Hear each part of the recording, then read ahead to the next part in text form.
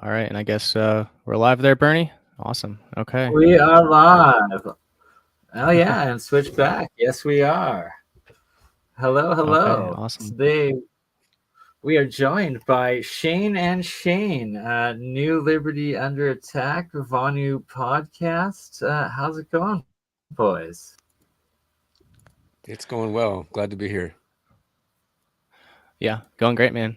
Yeah. Pleasure to finally connect. It's been following you for a couple of years, so yeah, I'm happy to be chatting with you tonight and to introduce my audience to I guess a whole new slew of topics. We haven't really talked about MonoAtomics much, so yeah, it's gonna be fun. Absolutely, and yeah, that's kind of my claim to fame, I guess, is working with this stuff and trying it out. And this one right here is monoatomic bismuth zinc combination that you can see going to the left there and starting to condense at the bottom right.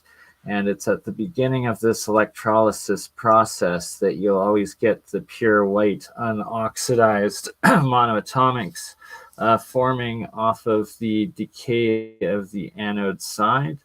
And yeah, it's been a fascinating journey. The potential, I guess, is limitless. It seems like it's the building blocks of the universe and material, and what nowadays is classified as metamaterials and nanotechnology and superconductive material.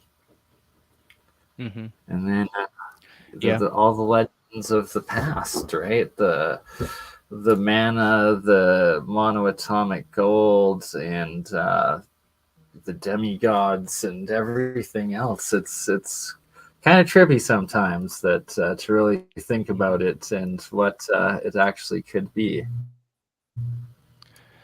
Yeah, most definitely. Well, if it's all right, Bernie, if I could do a brief introduction, I will release this to obviously our Vonu podcast audience. I want to make sure they know what's going on here, and I guess for the benefit of your audience too, what we're doing here tonight.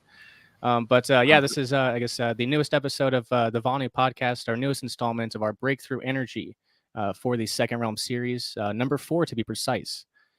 Joining us, we already talked to him, but yeah, Bueller here is our head of our Pasadena Department of Energy. He's here at the consulate with us back there in the room behind me.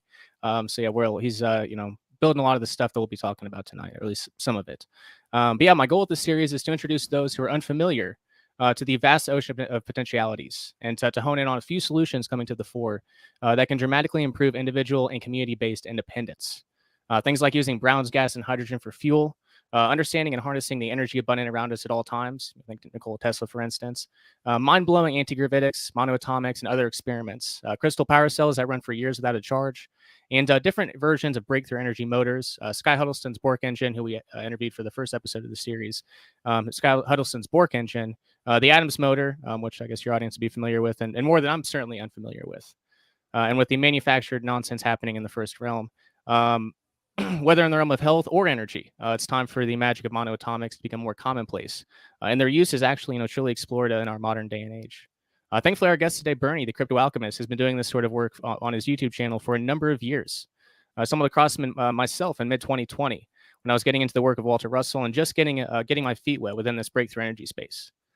Beyond monoatomics, on his channel, you can also find discussions on a real history, breakthrough energy technologies of the recent and distant past. And really, guys, he's just a freedom pioneer in the science realm, someone you want to follow. And I have to mention, as of late, he and Andreas Exertus, who I guess put together that very trippy a video at the very beginning. You guys have been putting out a real science series. Mm-hmm. Yeah, you guys have been putting out a real science series featuring guests like Jeremiah Pop, Jeremy Reese, the alien scientist, Matthew Rife, I think grandnephew of Royal Rife. I actually have a Rife machine here at the Pasadena Department of Health and Wellness, so that's pretty cool.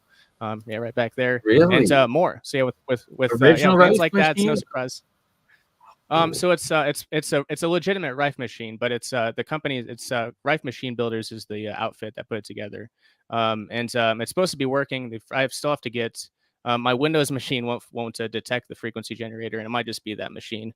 So I have to try. I'm going to try on my Linux machine, but it's outside my technological capabilities. So I'm waiting for my tech guy to have some time to work on that with me. But yeah, we have one. All right. Well, we're definitely going to have a Jeremiah I and you episode right away on all of that. As let's get that beauty fire.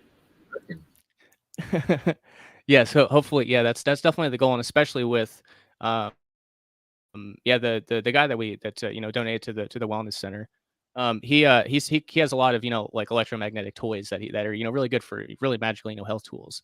But the Rife machine, he said, it was not a toy. It works really really well. And then from hearing what I guess from some real science episodes, it seems like that they work really well. And I'm trying to deal with so-called type 1 diabetes, and there's, you know, there's plenty of conditions, you know, plenty of so-called diseases and imbalances that it helps with. So um, hold on, I got a cat trying to break into the studio. We have a They will cat that do tries that. to get everywhere that she's not supposed to.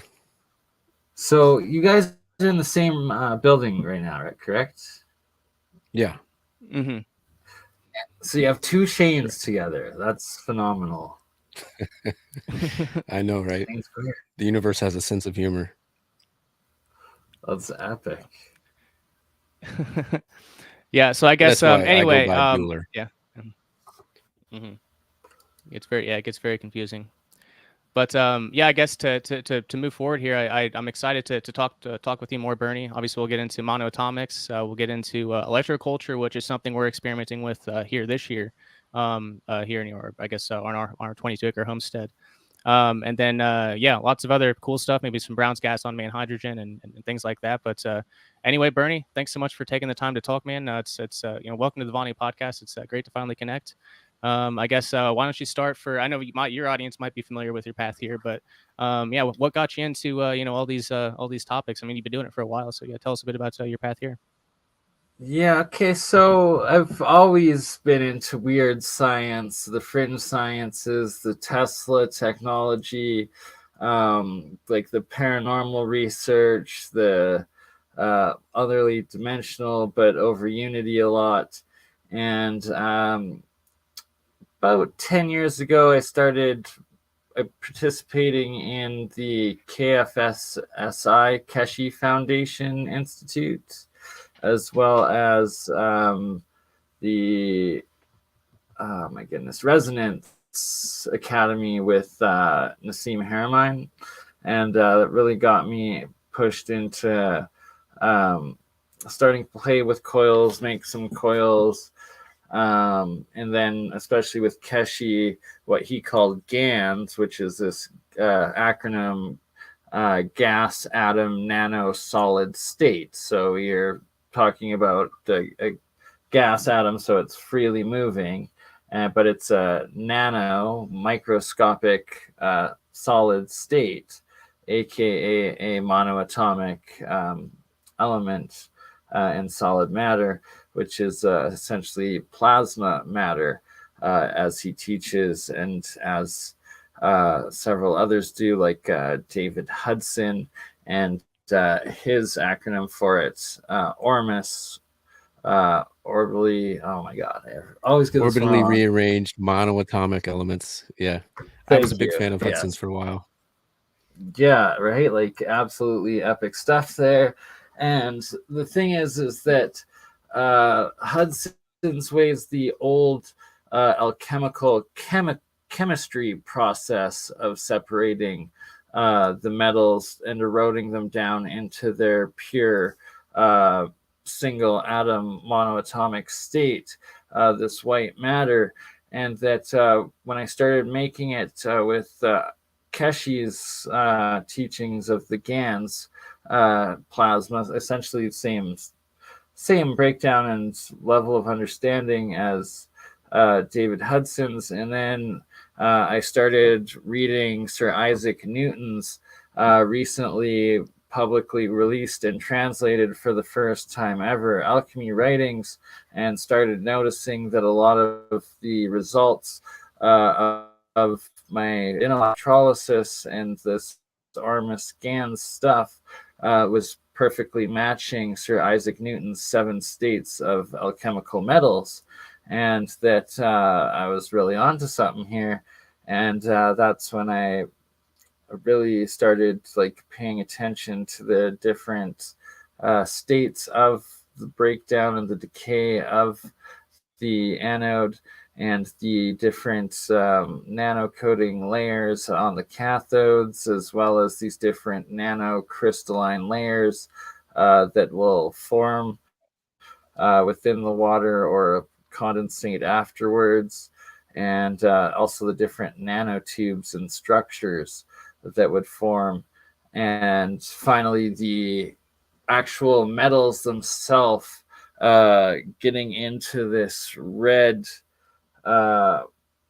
state of material, and that the metal itself, when it's red, it turns pink and it's crystalline, and it actually glimmers and shines. And that's when Sir Isaac Newton states that metals can be transmutated from one metal to another. So my next step of experiments is to get some signal generators and variacs and start putting in the resonant frequencies of metals once I have them into this state, this crystalline state, which I've been able to pretty much master now and keep metals indefinitely in this state, which in a minute I'll demonstrate copper coil fully in this pink state. And yeah, it's been quite the journey. I've been drinking the colloidal water of the MonoAtomics, so that is, the monoatomic is only ever the white material. If you get to this blue color, it's oxidized and it's instantly poisonous. You will die. That is why all these people that like, ooh, colloidal silver, and they're turning blue, they're actually consuming the oxidized poisonous version, getting heavy metal poisoning and dying. And that is not what you want to do. It has to be the pure white single monoatomic atom state that you can see in being formed right here, and that it's when you first plug it in and have it in the state, this is when you'd actually, and might as well do a live demonstration of harvesting it right now. Why not? Let's go for it. Let me just transfer the microphone.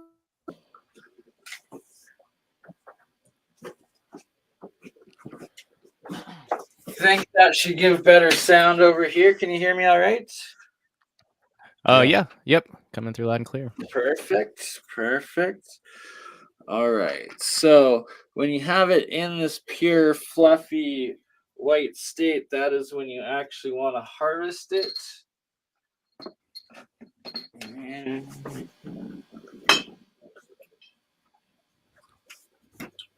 what you then do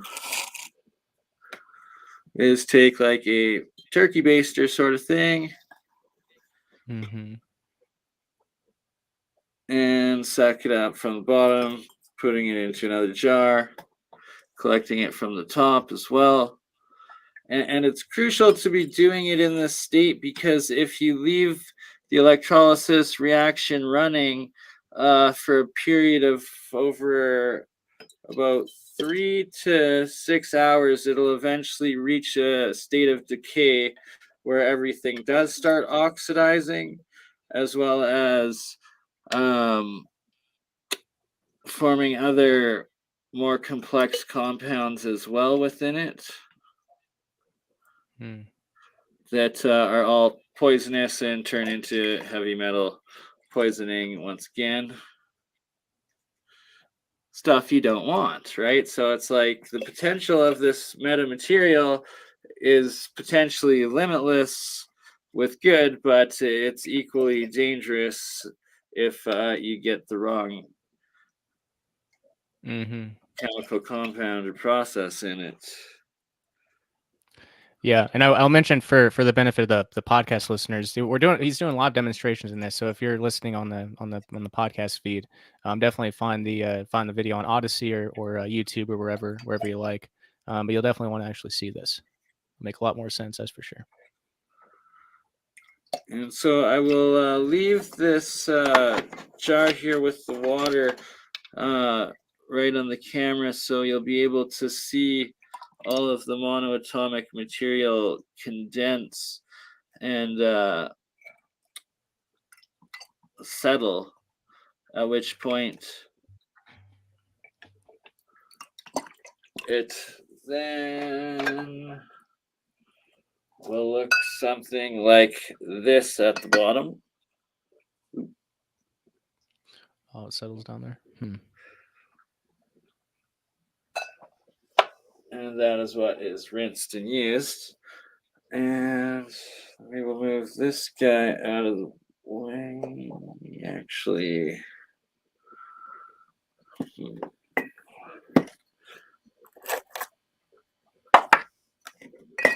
sorry, I'm going to put that guy there and try and move this other one up that I will now plug in that has a much higher coil level. It should produce a lot more hydrogen off of its effects. There we go. So you can already see right here this level of clearing water and the monoatomic starting to settle to the bottom, as well as all of the hydrogen now coming off of the coils in this reaction. And so on this reaction, once again, it's zinc that is the anode that is going to be breaking down into the monoatomic elements the most, and it's some triple solenoid coils, copper coils, with a couple of ring neodymium magnets in them that I've got plugged in as the cathode side that is bubbling away, producing all of the atomic hydrogen. I believe a lot of it is, especially when it's in that smaller state. And sometimes you can even see it glisten. And I've seen other videos of people putting in different frequencies to this reaction, different signals, and it's literally creating sonoluminescence and the star in the jar all on its own. And then I'm sure you've seen the episodes with Jeremiah Pop where he puts in the higher voltage and actually is transmuting the hydrogen into helium and that star in the jar reaction as well.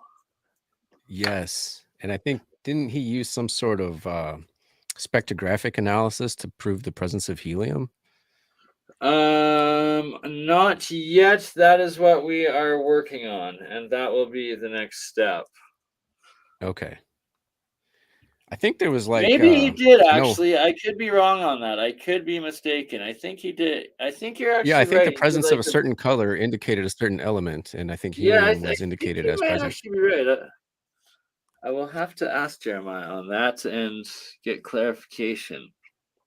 And either way, it is something that we definitely will be doing when we get a more sustained reaction. We need higher variacs to be able to pull off the reaction stably, where his quick demonstration was just using a couple of supercapacitors to power it and wasn't sustaining the full white plasma arc required for the atomic hydrogen to helium transmutation reaction. Gotcha. Yeah, and I guess because I guess my initial introduction to monoatomics was from the health angle. I've taken monoatomics. I've never made it myself, but Dr. Berlando from Alpha Vedic, who I talk about all the time on Well, my we podcast, have not to. We sponsoring anything, have just to. We're live on incredible YouTube, products, Shane, so we can't give too many health claims, though. We will have to okay, yeah, I gotcha. do that on a Rumble OdySee adventure afterwards. But for agricultural and electroculture aspects, and the fact that last year I was able to grow a 6-foot lettuce plant with some of the monoatomic gold, this year I've got a whole another level planned of experiments with the different colloidal waters and monoatomics. So now you can see that it's really starting to settle, the water's clearing, and since I'm using salt water in these reactions, about 15% salt per liter of water, I'll have to rinse it 9 times to get all the salt out of it.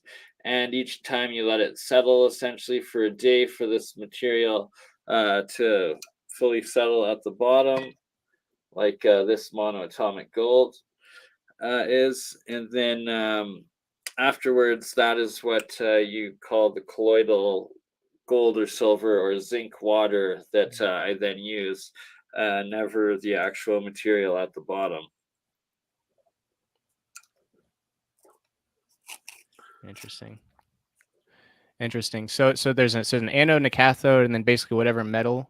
And then I think I've heard you mention. I guess you've tried different types of waters and stuff with these reactions. Is there any difference between like if you use salt water or distilled water or anything like that? So yeah, what for variations? official experiments, I do use distilled water, and for anyone doing official scientific experiments, of course, use distilled water first and foremost the first time that you try a process.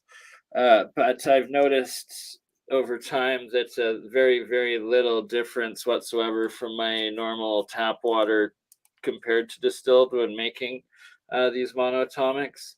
That said, I'm up in Canada, close to the Rocky Mountains, where there's fresh, very clean, fresh drinking water. If you're somewhere where you've got like a polluted water base or something, then definitely you want to be using distilled water or something else, like spring water or whatnot. Let's see here, and yeah, now you can start seeing the monoatomics also forming off of the zinc anode here and collecting up top, and that it's always the anode that breaks down into these monoatomic matter here. And so this monoatomic gold silver combination here, will be the second time that I'm rinsing it. So I will now, well, first you can see all the hydrogen, atomic hydrogen still bubbling up through it. And this is the second time it's been rinsed and settled now. So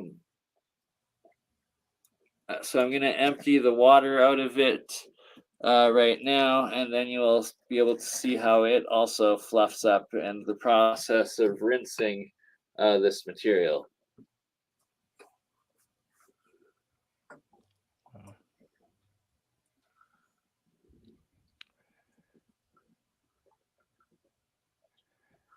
And Yeah, it's amazing what those turn into. The Keshe Foundation actually does a lot of documentation and trials and testimonials of where people will use this salt water that comes out of it in baths to bathe in and whatnot, and that there's potential beneficial effects, but at the same time, you could equally poison yourself, so don't try any of this at home. This is not health advice. Don't kill yourself. It's just being experimented with in safe environments. Yeah. Now I've seen the experiments where they get the white fluffy, powder at the end, but and I know that the metals in their oxidized states are usually like green and blue, but I've never seen the pink or the gold like this before. So this monoatomic gold was actually also nano gold that I was able to get settle where half the time the extra gold dissolved in the water will crystallize like it did here in this one, where as you shine a light, you can kind of see the gold flake, and it's the crystalline gold layer that came out of the reaction in the water, where instead of it leaving it to settle on the outside and crystallize, I was able to actually add it into some of the monoatomic silver and gold that I had harvested earlier, and then mixed it with the white fluffy stuff, and it turned it completely into this gold colored mixture. So this one's a whole new nano gold, monoatomic gold experiment trial that I will be doing some of the electroculture out of this year. And once again, you can see the exclusion zone forming as it settles. And why I keep pointing out these exclusion zones is that a lot of the time in the reactions themselves, like in this guy right here, you can see that it actually formed its own exclusion layer an inch from the bottom, and it has a layer of its own structured monoatomic in between the two, and then going up from built from where the anode was originally in the monoatomic sink that I made yesterday. And that they make these tubulars, the nanotubes. Interesting. Yeah, that's what I noticed. The structures that they, I guess, form into are crazy. So now Does you that can grow see what upward it's from the settling to the surface? very bottom of the jar there.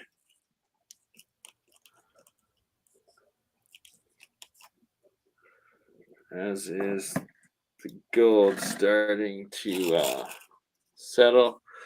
So I will pour the settled salt water back into the original reaction jar so that it will start making some more.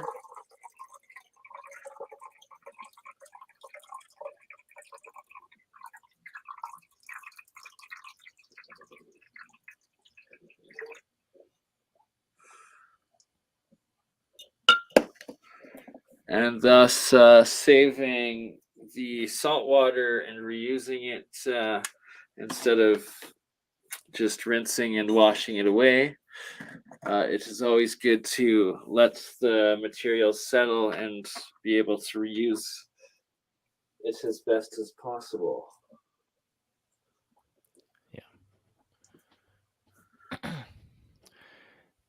Amazing. So obviously the electrolysis, we're familiar with Brown's gas and hydrogen. So like there's obviously the electrolysis process in there. And obviously one of the prospects for that is energy. Obviously with various factors, but are there any energy potentialities with I guess monoatomics in the sense that you're working with them that you're investigating per se? Yeah, so I really do want to get into further research and development. I've started with producing the hydrogen and the gases, ways of starting to collect it, and that we really are trying to get access to a mass spectrometer to be able to start seeing what exactly we're working with as far as the transmutations and stuff. Because yeah, like Brown's gas, it's like, is it HHO mist? Is it H4? Is it like HHO plasma? Is it atomic hydrogen?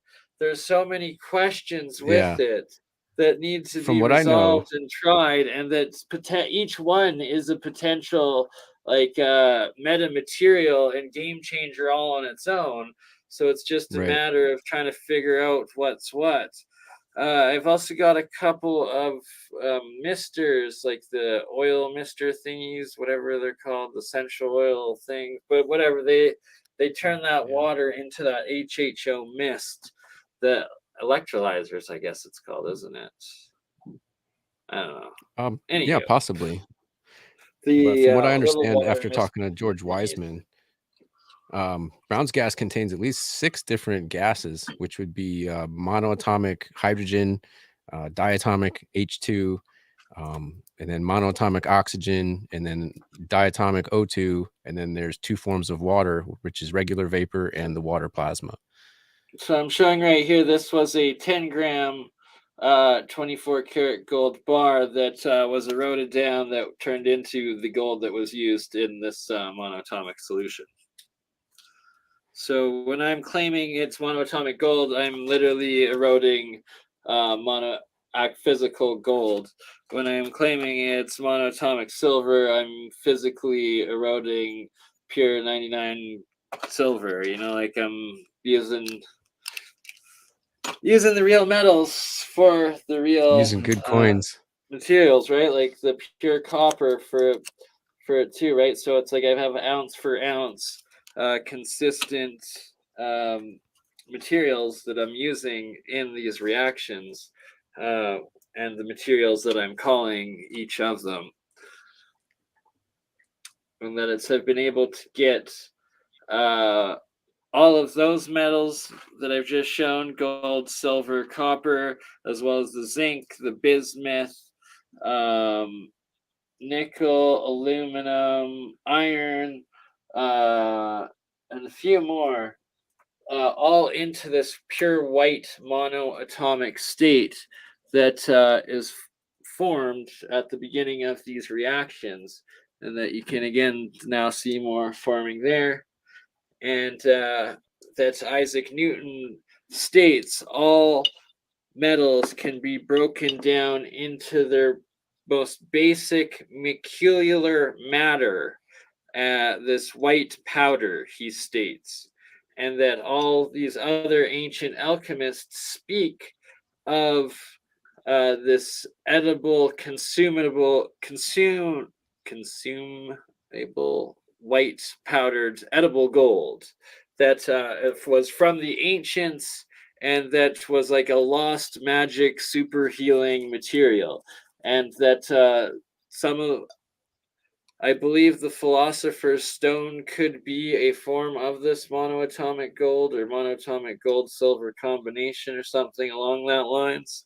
From my research, it seems to be that way, especially as they use a lot of depictions calling the Philosopher's Stone are two snakes going into a pond, one with the head of a sun and one with the head of a moon. And the moon is silver and the sun is gold, of course, and the serpents would be your positive, negative anode current going in and out of that reaction, and it encoding how to make this monoatomic material.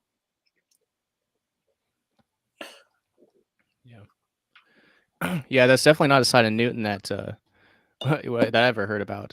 But yeah, Yeah, you look so a lot of those folks were big in that big alchemists. Yeah.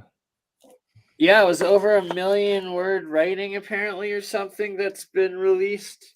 That it was never before public before like 10 years ago or something, when it was sold at auction and then finally translated and released.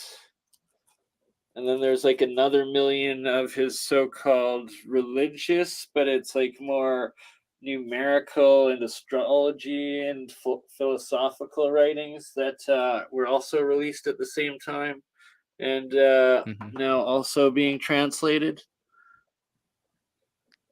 A whole new level of genius that we were never able to see or experience before. Yeah, it's amazing. It's amazing. So let me get your thoughts on something here, Bernie. One of our, I guess the same guy who we were talking about, I think a pre-show, about that used that tested out the Brown's gas torch on the Aqua Cure. A couple years ago, he was talking about one aspect of Vonu is liberated lifestyle. So like living on a sailboat is one of those things. And he had this idea, and I'm not sure he had it fully fleshed out himself a couple years ago. His understanding's developed a lot since then too. But I guess his general idea was, I guess some sort of electrolysis process generating ormus from the ocean for like an entrepreneurial venture, and then also using that as like a basis for basically free energy for the boat. I don't know. What do you think about that? I couldn't agree more with that. Like, the ocean is an endless source of free energy, whether it's hydrogen, whether it's waves, whether there's just so many electrical differentials. Like, it's the largest battery in our existence potential is the ocean, and like there's countless ways to harness it. So yeah, the more people develop it, the better. Yeah, definitely, and this brings to mind something else. I guess another potential I thought of with, and I think you guys talked about it in your last, but it's been something that's been on my mind because we have this antenna out here that it's 50-foot antenna, maybe it's 50 feet. I'm not good with estimating numbers, but It's this tall ass antenna, and like I'm pretty sure like you could do like you could have like a obviously just like in the ocean. I don't remember what the ocean thermal some sort of ocean thermal energy system where you basically utilize the differential in temperatures in the ocean. Obviously, you can do the same thing above, above water too, where like you attach an energy balloon, or I guess like not energy balloon, but a right. The balloon off balloon, I the think, is the perfect solution. yeah.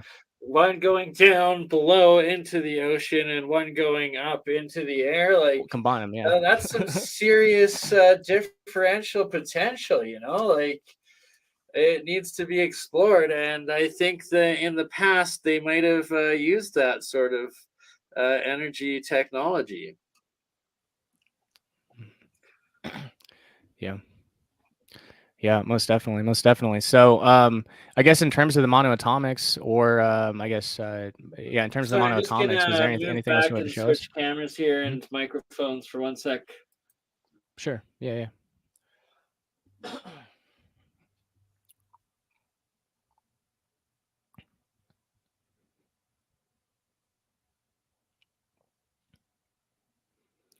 Yeah, those are some cool looking jars. And yeah, a whole lot better of an understanding than I did when I saw them a few years ago. Yeah, definitely. Right? It's like, man, half the comments of people the first time they see the jars are like, "Are you cooking meth?" I'm like, "Oh my god, I freaking hate that drug! Like, shut the hell up!" No, it is not.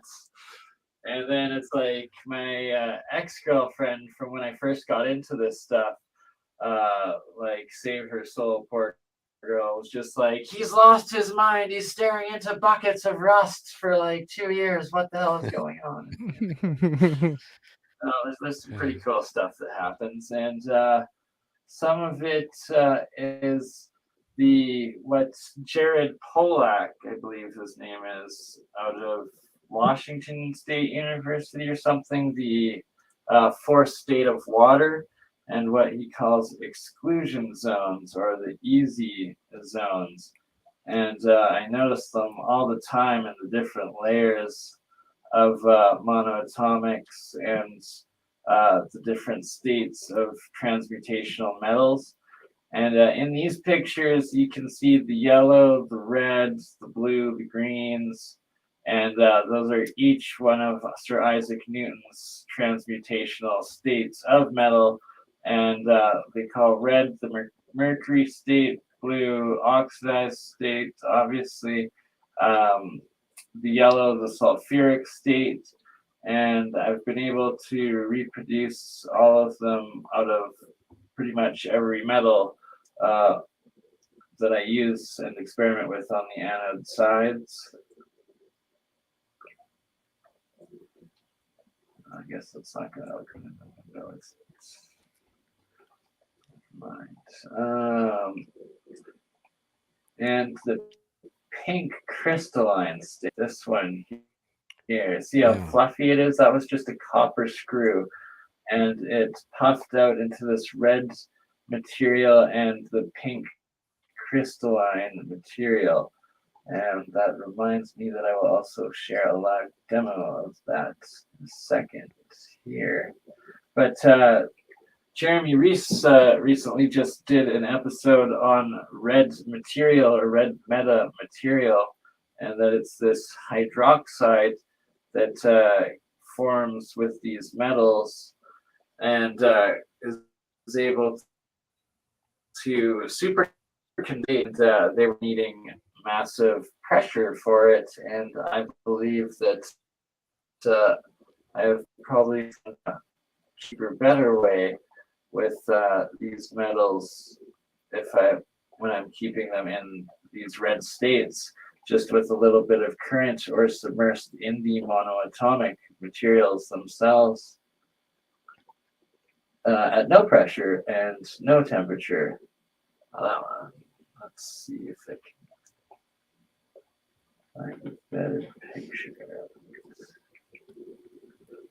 Sadly, no camera does it justice to see them actually sparkle in this pink red state. So you've gotten it to stay stable in the pink state? Yeah. Here, I guess I can show. that right now. So that's essentially what you're seeing right here in that jar. It's in that pink fluffy state. But we can go into back to this.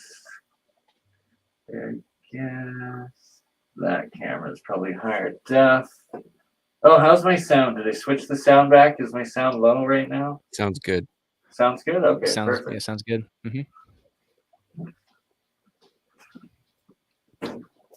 So when one of these electrolysis alchemy jar reactions are sealed but kept in like a oxidized active state, that's when the metal itself, when submerged in the salt water or the MonoAtomics, is able to stay in that pink crystalline state there. And that is all copper wire, pure copper that you see in this pink, pure pink red state. And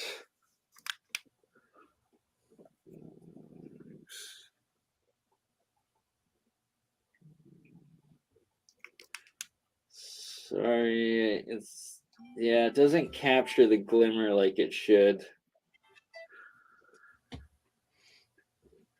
But it's that when you get metals extremely hot, you get them into that red colored glowing. This pink crystal is, well, as Isaac Newton states, the seventh state of transmutational metal and when they can be transmutated. So I just find the parallels of it absolutely fascinating. Yeah, it definitely matches up. And then I'll leave it out here to see, to demonstrate for a few minutes. Right on the tip, if it focuses, it might actually show the crystal. It never captures it on camera like with the human eye, but you'll start seeing that it actually is going to oxidize and turn green and then a blue shell around the metal. And then it'll go back from this pink crystal state into the hard, normal copper metal state with a blue oxidized outer shell that has eroded down, but that the inner metal itself goes back into this normal copper solid state. It's interesting.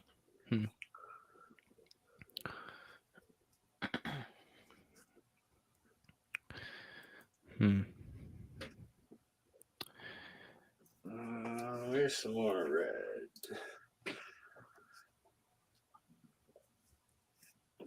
Trying to find some more red state for you. Let's see. Maybe. Yeah. And the dog is excited.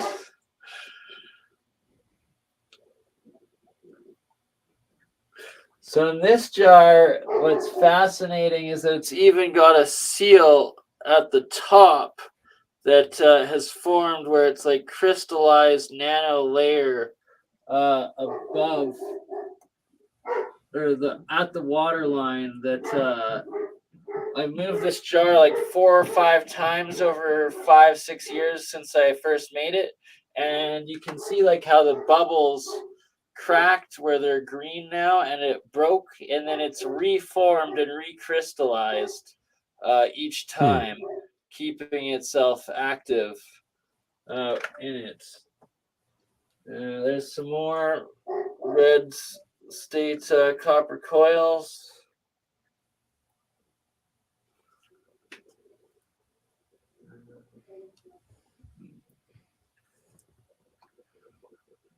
So this one was, that one, that guy there is two triple solenoid copper coils that have two insulated copper wires connecting the tips of each of them to each other. One half submerged at the top, one fully submerged at the bottom. The power differential created electrolysis in it where it was bubbling sealed solid for 6 months before it stopped. And it formed a layer of monoatomics in the bottom out of that reaction. And it was quite interesting that it was self-sufficient for 6 months' time in there. What was the power supply? There was no power supply at all, just the coils connected to each other. Wow. And so that's a huge thing that I've since experimented more with, especially creating iron core ferrite, like a nail, as the center, and then zinc or aluminum, usually tinfoil wrap around it, and then a copper wire coil solenoid around that as the anode sides of these cells that I'm making and experimenting with, that with no power source connected, produce hydrogen out of them for like 6 months straight. One node side's been going almost a year, only stopping a bit when it freezes, but still seems like it's actually still working below it, or below the ice level.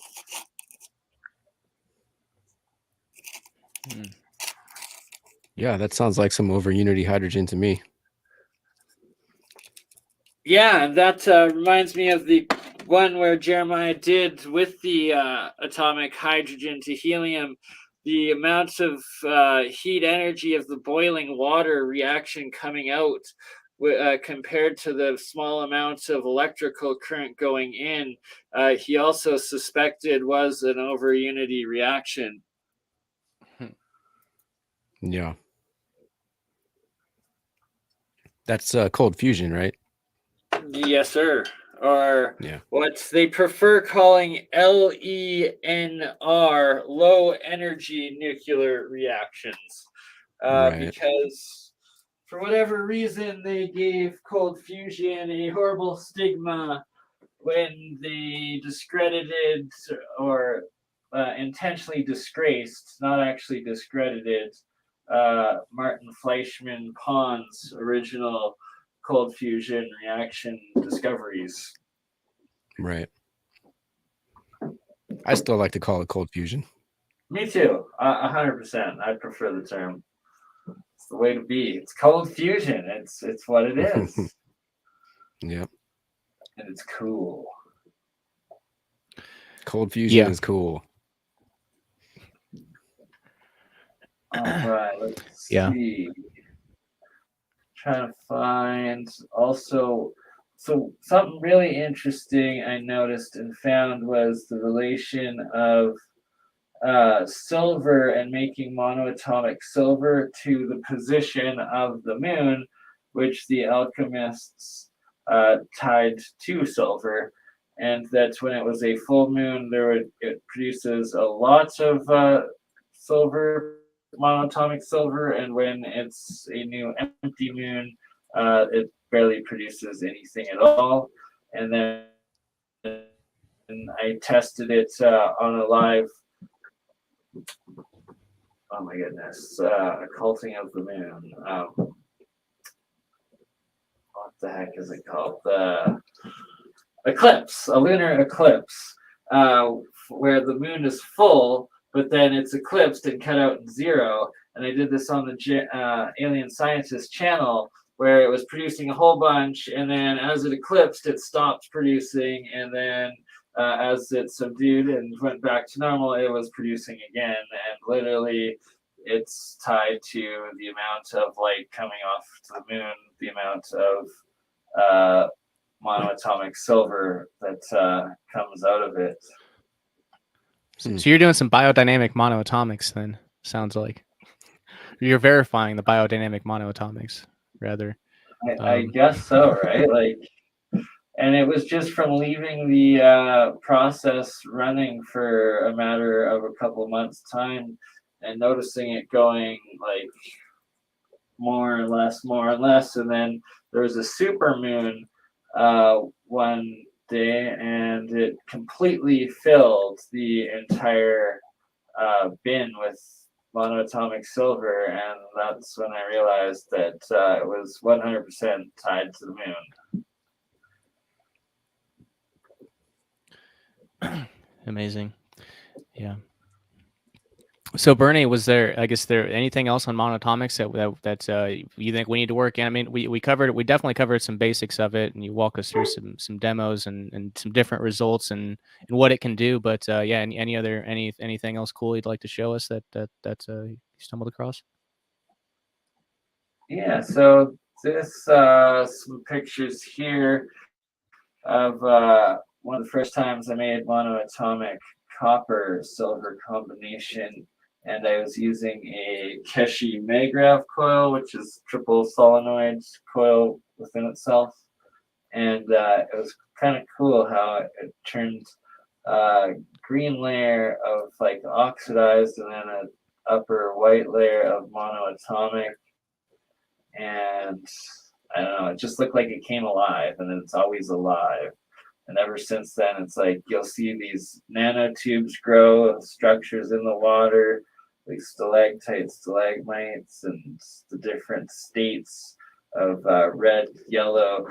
Okay, yeah, so the sulfur state, it will turn yellow off the anode side when you cut the cathode feed. So if you created it's double negative, I think, the reaction or something like that, it automatically goes from producing monoatomic white material to everything that was monoatomic white simultaneously turns yellow into this complete yellow state. They call it the sulfur state in the ancient alchemical writings. I don't have a mass spectrometer to test my own yellow materials that got into that sulfuric state yet, but I believe yeah, that's a hurdle what for it us is, too. We'd as like there's to other get one of those. Right? Like, Yeah, I almost wonder yeah, if the different colors represent the different levels of reduction and oxidation, like the presence or absence of electrons. yeah, that's actually, you're probably 100% correct on that, and that's a really good way to look at it. I think you're 100% right. And that ties into the hydride part of the red material that they recently created or whatnot. Yeah, hydride's very interesting. A lot of when you produce Brown's gas, some of the monoatomic hydrogen is in the hydride form. Right? So I know there's so much to it. The hydrogen and the oxygen compounds. It's fascinating stuff. Mm-hmm. So those nanotubules or whatever, those white things that grow, do they grow upward and do they grow from the surface of the water?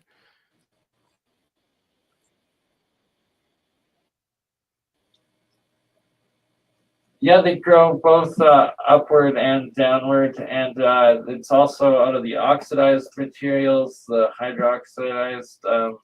Like they pretty much every structure or material compound state of transmutational metals, they call it.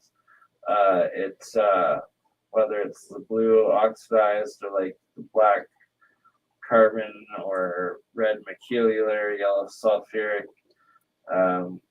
All seem to have the same sort of reaction.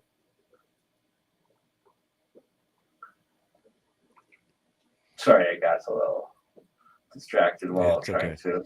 I do believe they probably are all the same. Like if you started with one element, and they probably are the same element, just in different states of oxidation. However, some of those are in better balance for transmutation. 100%, because it's like I've been able to use copper on copper of nothing else, and it turns like I've got them in blue, in red, in yellow, like all 7 of the colors combined produced just off of that reaction with where it's just copper and copper, nothing else has changed, and the distilled water.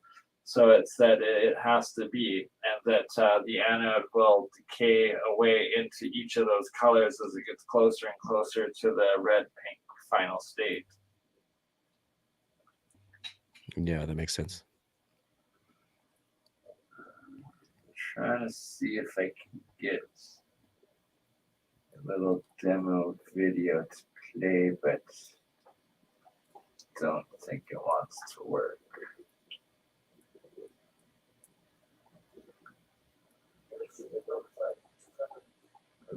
Oh, maybe. Yes, actually, I think it is going to work. So this one, oh, come on. Stupid thing. Why is it? Oh, there we go. Yeah, look at how much hydrogen, oxygen are coming off of this and how much it is bubbling. And there's no power going into this reaction at all right now. It's been disconnected. You're not putting any current into that. There's no current into that at all. I've Wow. gotten the metals into this red state where they're just that reactive and that it's decaying. And then also the black nano-coated state. When it reaches this symbiotic state on the anode side, that happens, but that I disconnected the wires and put them away into this separate jar of salt water with some of the eroding aluminum still at the base, and that it's just bubbling like nutty like that still. Wow. And it goes on like Did you this start for, with like, distilled probably water, 6 or was hours. there like an electrolyte? Salt. There's a salt in it. Salt. Salt water. Okay. Yeah.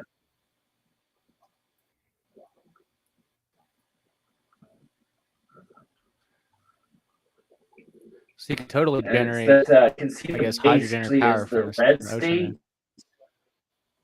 Then. Yeah, and see that the bottom is maroonish color, and that I believe that was aluminum that I got into that red state where it's bubbling like nuts like that.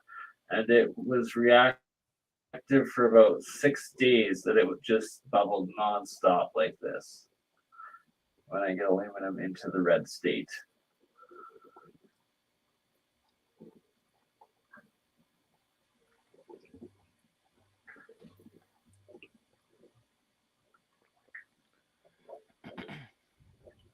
Weird one there. Let's see. I think there was another one though of that red aluminum where it just bubbled like crazy.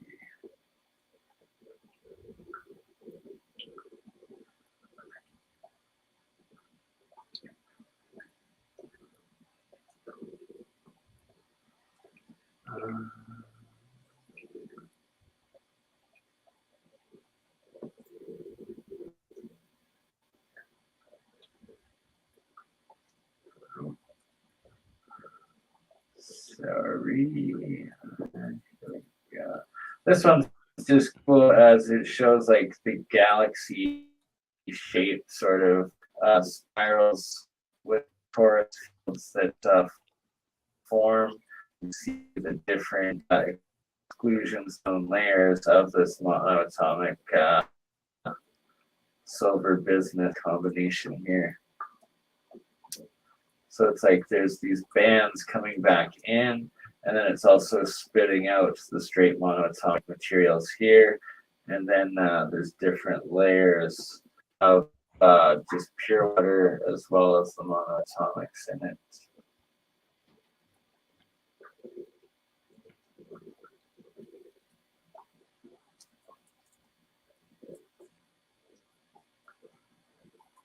Interesting. Yeah, you can see the bands in there. I think you got a better one over here, yeah.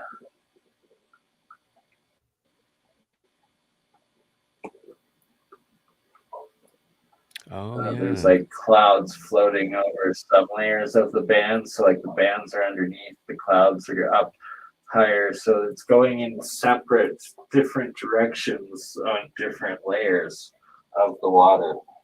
Mm. And then also the lid here, how it goes back to the very center.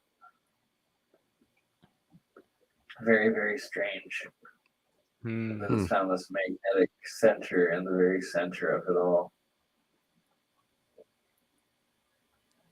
Some wild stuff happening in that container, that's for sure. Right? Like it's its own little galaxy. It's I just love watching this video. Want to recreate this one again for sure. It's pretty epic. And bismuth, the monoatomic bismuth, was always rumored to have anti-gravitic properties. So, yeah,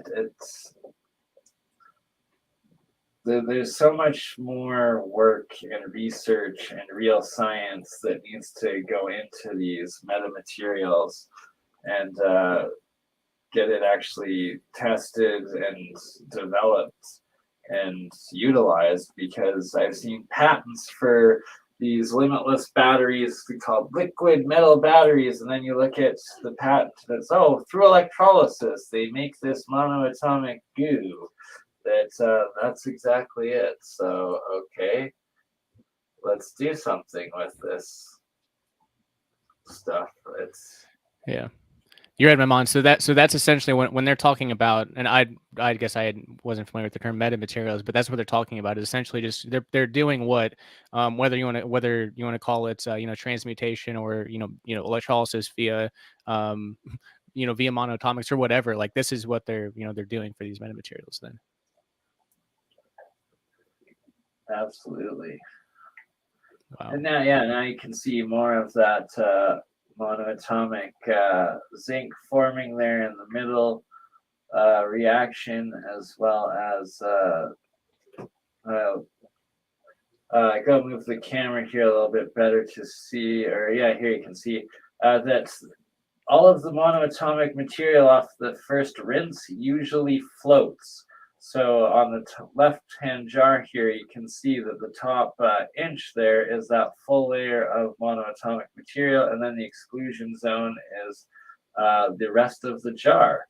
And why is that? It seems like there's these different buoyancies and electromagnetic fields within all of these materials that defy our modern understanding of gravity / buoyancy / how matter interacts and moves and states and self-organizes, as well as a big part of it.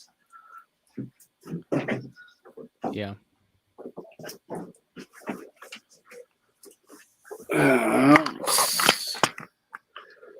Let's see that guy there. And now also you can see that one formed a whole bunch too.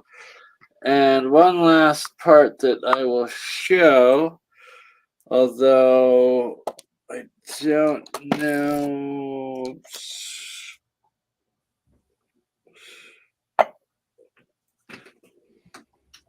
if my blood is still alive.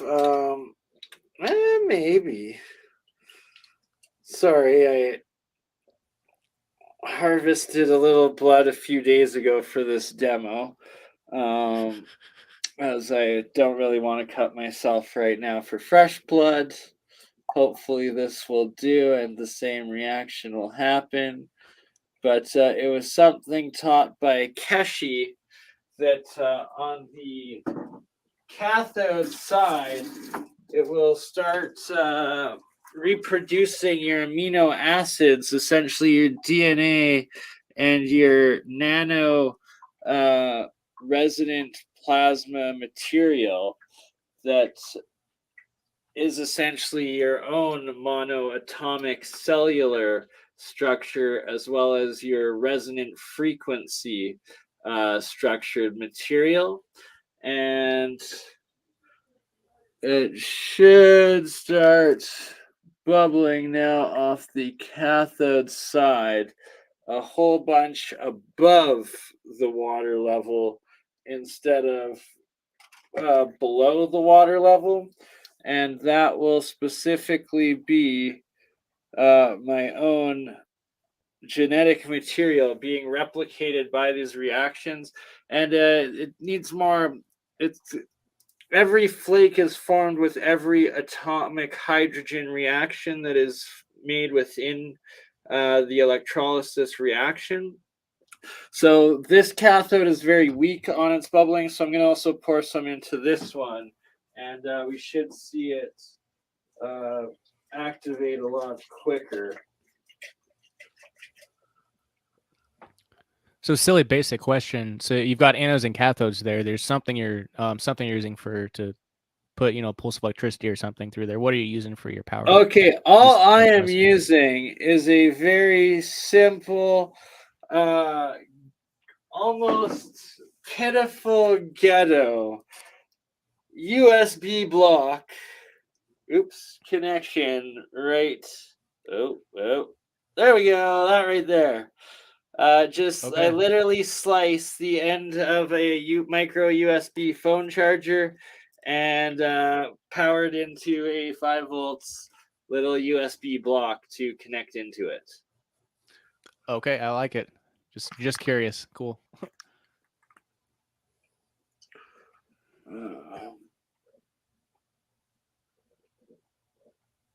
Let's see if we can get that.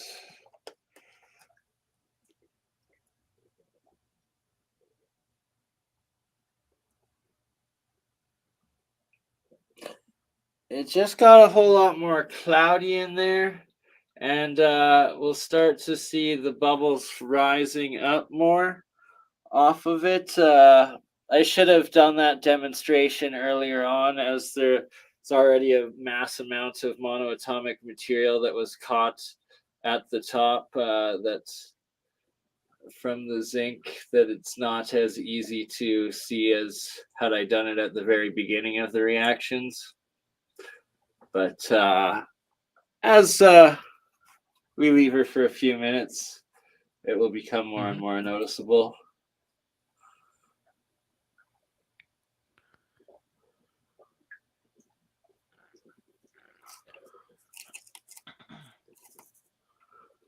So one thing that Keshi had also taught with his Magrav coils is that you nano coat them, which is breaking down the outer covalent bonds of your solid material into a single remaining bond of, like, copper, for instance, on the copper coil. And then it's then able to interact with the monoatomic plasma state materials all the more. So then when you coat these coils, these nano-coated coils in the monoatomics, as well as with your RNA or mRNA amino acid material that is formed off the cathode side, and then pulse energy through the coils, the field that it's creating is going to be on that same bioelectrical energy field as your own cellular structures that were coated and covered in it with the monoatomic elements.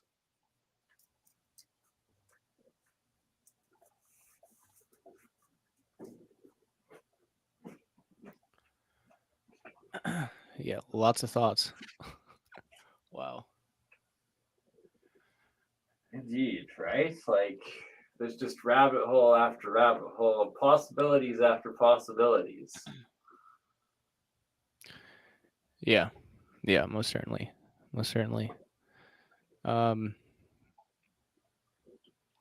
Yeah, I don't know. I guess we still got to talk about electroculture too, because I know you're big into that, and we're about to start our first experiment with that. So I want to make sure we talk about that some, and also just touch on crystal power cells.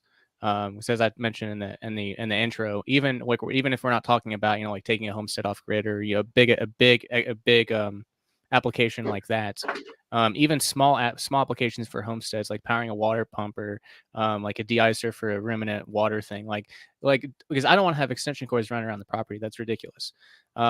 And like the crystal power cells provide a lot of opportunities. So anyway, I guess I don't want to cut off MonoAtomics stuff. This is amazing. But was there anything else we wanted to cover in that realm before we move forward? Absolutely. So let me load maybe a little video of the crystal power cells that we recorded with the Hutchinsons here, and from there I will go out into my outside lab and show what I'm working on with that. Amazing. Yeah, sounds great. Yeah, we've been interested in ways of, I'm especially generating Brown's gas either more efficiently or with almost, I guess, no current is possible as well. But yeah, I was curious whether a crystal battery, potentially the same size as, say, like a 12-volt battery, could have like a greater capacity and probably be used as like a power source for an industrial type Brown's gas generator. Right, quite possibly, and I don't see why not. Like that is essentially part of the goal of what I have in mind with it.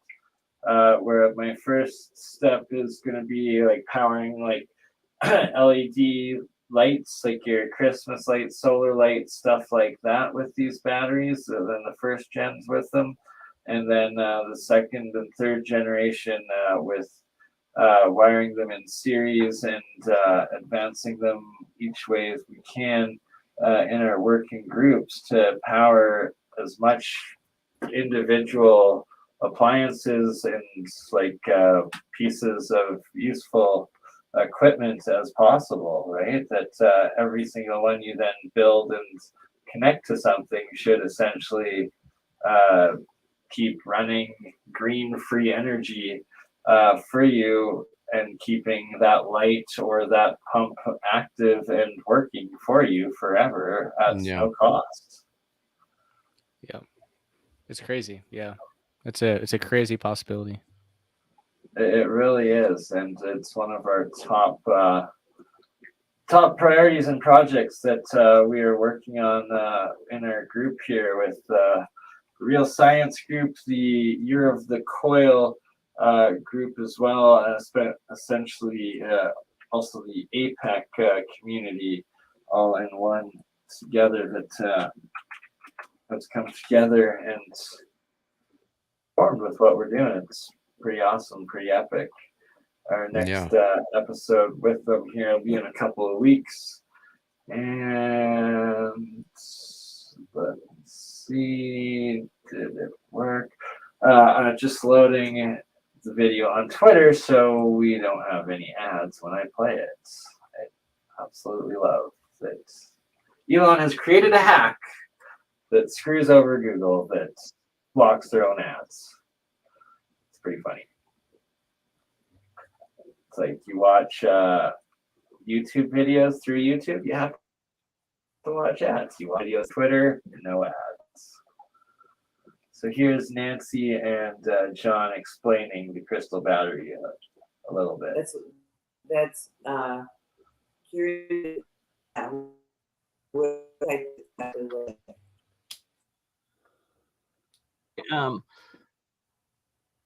So in so in this little guy right here,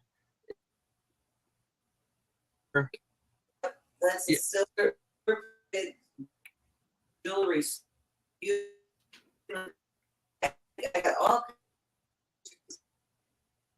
things.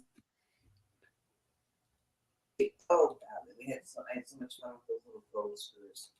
But gold's problematic for its fraction.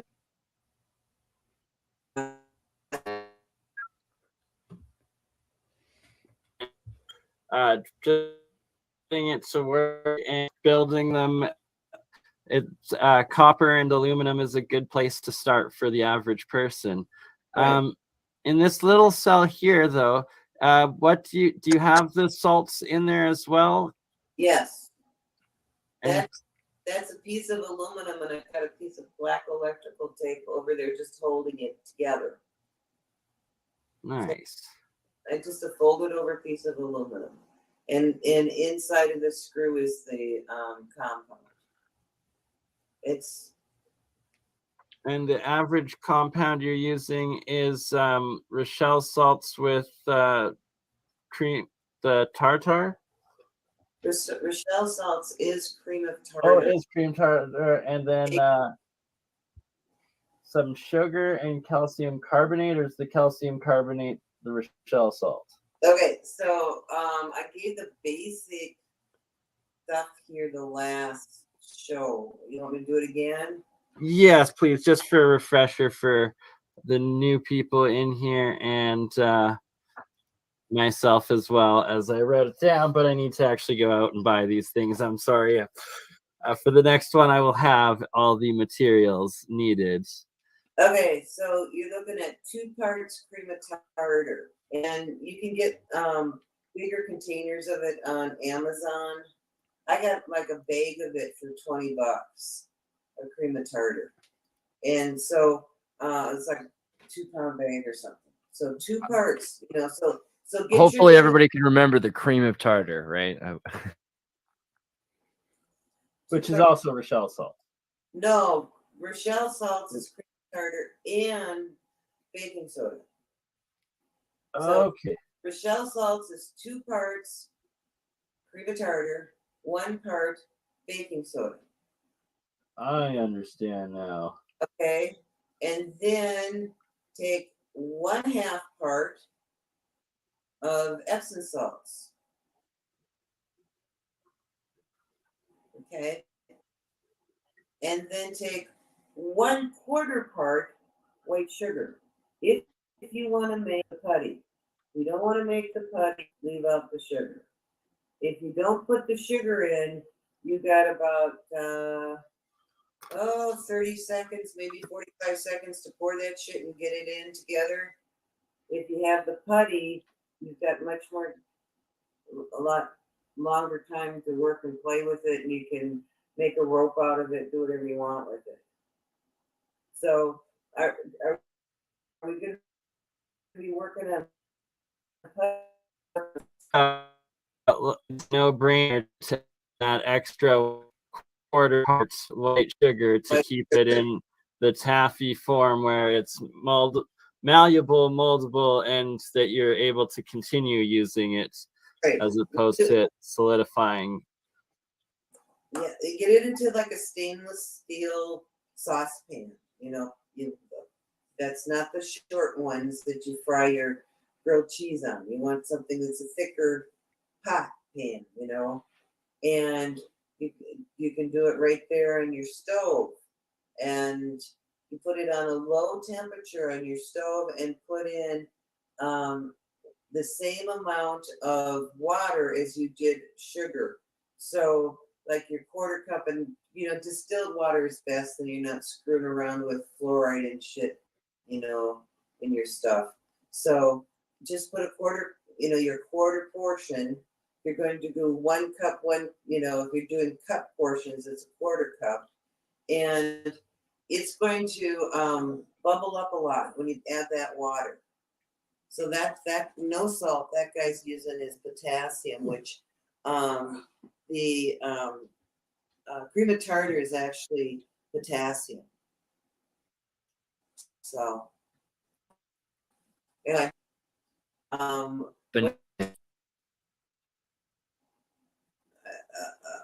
so that's somebody else's stuff that they're doing.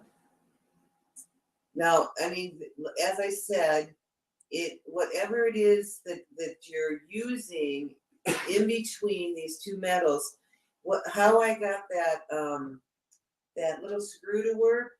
I mean, I was using pins on a circuit board, little gold pins on these little breadboards, you know, these circuit boards that my brother had, and I was getting over a volt off of each of those little pins. So I knew that was going to work, but when I came up with the putty, all you have to do is take that putty and you can make a little rope out of it and swing it around, whatever you got, and squish it in there and put your foil on it. So it's up to you if you want to use the sugar. And it doesn't really change the amount of volts. And it's carbon, and hey, you know, who doesn't like the Whore of Babylon, right? So anyway, I don't know what we're watching here. Somebody else's. Oh yeah, this is the laser saber video that I've got on right now. That his videos of making it.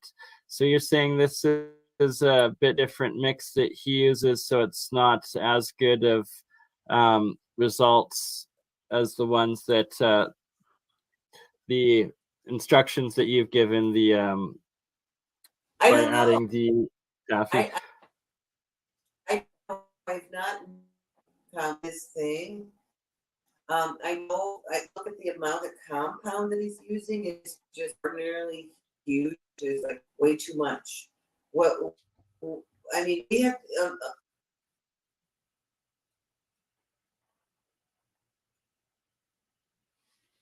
All right. Sorry, stop there. Just I'm gonna be outside here in 2 seconds and can show from there. Sure. All right, so now we're gonna get a live demo of the or something outdoor. So we'll see. Definitely. That's pretty cool jacket he's got too.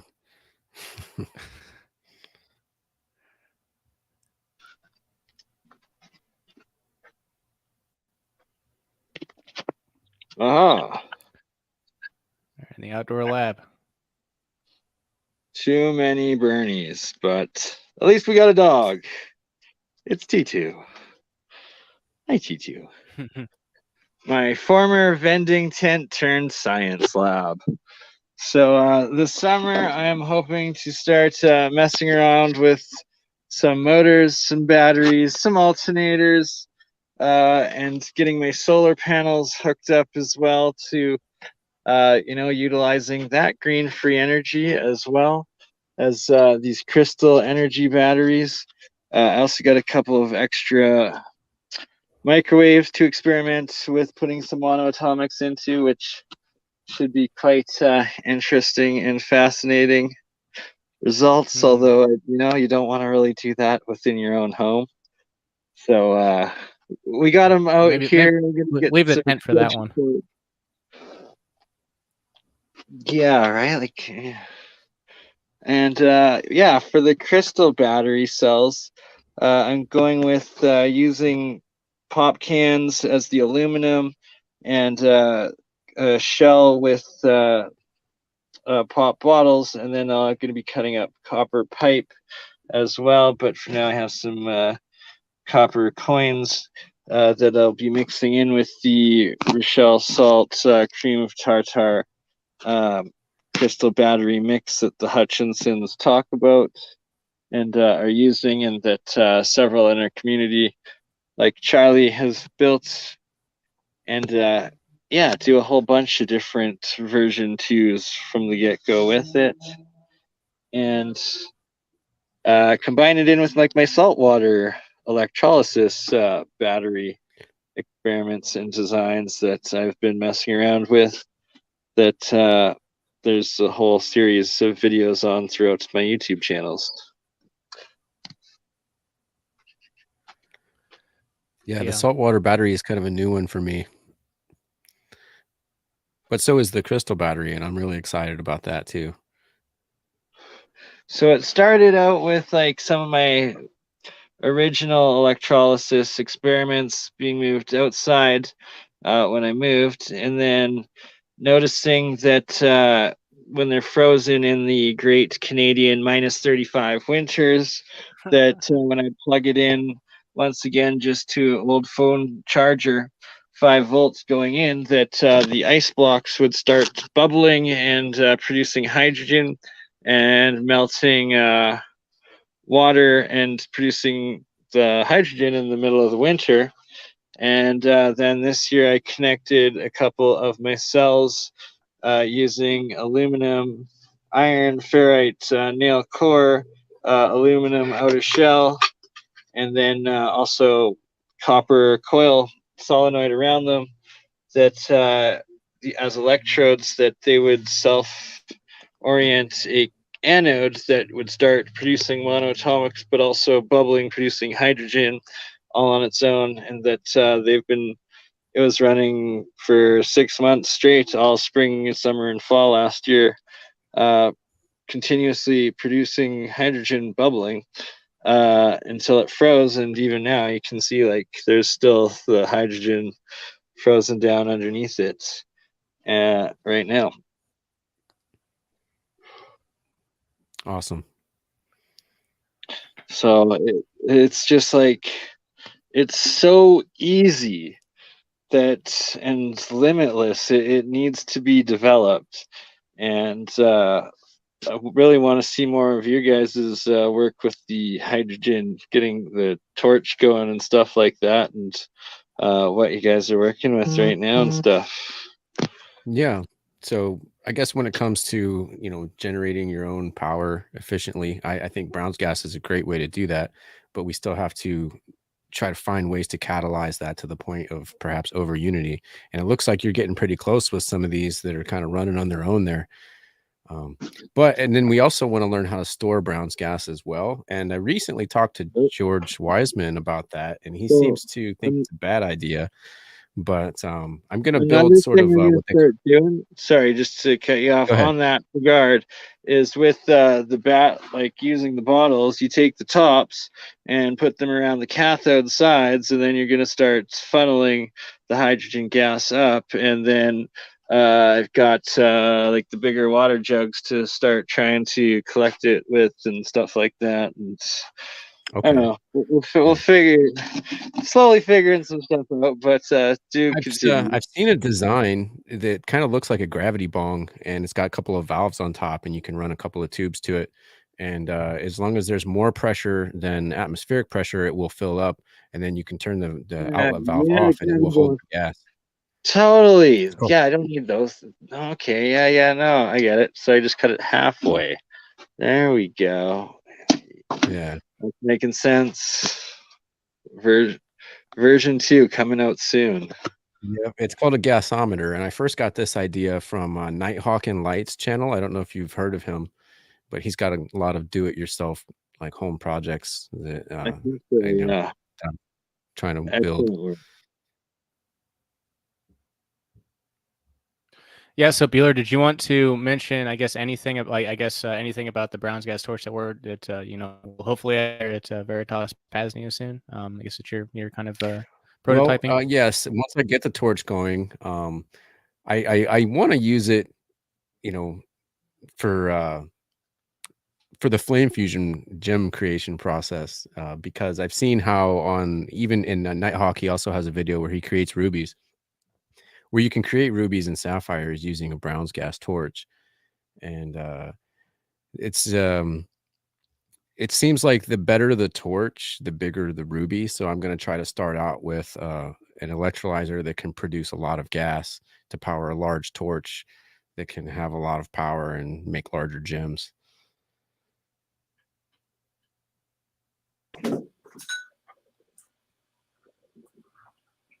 Yeah, I'm glad you bring up the ruby part and stuff. Like Keshi has talked about that a lot, and I've seen others do it too with this electrolysis process. And really, I need to get a couple of signal generators and variacs to further the experiments, take it to the whole next level of real cold fusion and transmutations. Yeah, and I think once you get a signal generator, you'll be able to. Are you planning on using pulse width modulation to apply that to the electrolytic solution, or what are you planning on doing with that? Yes, sir. Through the anode and cathode to put in specific frequencies, trying to match the resonant frequencies of metals that I want to transmutate to, as well as I've seen others just putting in like the frequencies 432 and the monoatomic material actually taking plasmidic form, geometric structures, and creating sonoluminescence through it, which is just fascinating. So I'd like to Is that with replicate some an of that. EM frequency or a sound frequency?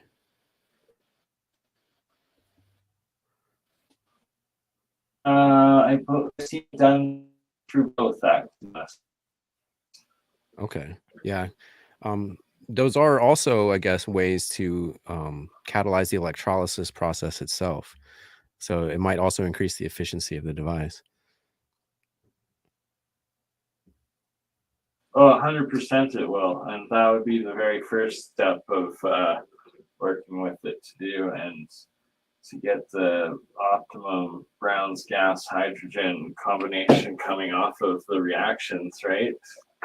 And to just be able to use water to fuel everything, as I think it once was. Yeah, it doesn't get much cheaper than that. Yeah. Yeah, it's crazy. So like obviously I mentioned in the introduction about how like this series is all about trying to introduce, you know, our Vonu podcast audience to all of these. It's not just one solution, it's like a dozen or dozens of solutions. And I, you know, like we've got you know, like there's a magnetic motor back there. There's all sorts of, we talked to Scott Huddleston about you know, his you know, upcoming Bork I engine, see that. I and love it. all sorts of things, but I always come back to hydrogen. Is it like it's such I don't know, it's I always come back to it. And talking to Matt, we talked to Matt Presti from who's I guess a student of, you know, the Walter Russell Science Cosmology, and he explained it perfectly. And I guess he explained it perfectly in that like with the AquaCure machine, once it runs, it builds up this sludge, and this sludge, it's not actually decomposing the you know, the electrodes. It's creating like all of the elements that are within, you know, the electrode, stainless steel and etc. It's creating those out of, you know, essentially thin air. So like I've heard it, and it's not the first time he's heard it before, but we brought up, you know, like put gold electrodes in there, and like if in the words of Matt Presti, if you replicate the pressure conditions of whatever you're trying to make, then you can actually make it. And it's all hydrogen creates all the elements, and it's, you know, hydrogen electricity, hydrogen being in this realm, this electric realm that we live in. All the elements are created from it. So it's really, really, once you start, like, I guess, and I don't even have a full understanding of it yet, but it's just like stepping into it. It's like, wow, hydrogen's really significant. It's the building blocks, and it's the endothermic opposite implosive side of energy and the universe and the structure that is so key to this hydrogen aspect of it. So here's a picture of that same device I was showing that was frozen outside there. You can see all the bubbling coming off the top left corner there. The hydrogen, while it's active, here it is at bottom corner there. And here's Jeremiah's hydrogen to helium Star in a jar. reaction, the star in the jar, right, when it's in that white plasmatic state. And that's, see, a little bit of white right there, but the red orange, it's not quite hot enough plasma. You have to get it to that white pure plasmatic plasma arc. And then, right, like the science of sound between the 432, 440, just in general, the cymatics, and that what I've seen with cymatics being put into the electrolysis reactions, it's absolutely incredible. And that I've seen several videos of a couple people doing it. I haven't been able to find the videos since YouTube terminated my original channel. Hopefully one day I'll get it back, and hopefully it'll still be in my saved collection, but can't find it for the life of me anymore. But it was literally creating sonoluminescence just by putting in a couple solfeggios into the colloidal silver and colloidal gold, monoatomic gold manufacturing production of the electrolysis. And right here we've got the electron orbits of hydrogen atom, and Mm-hmm.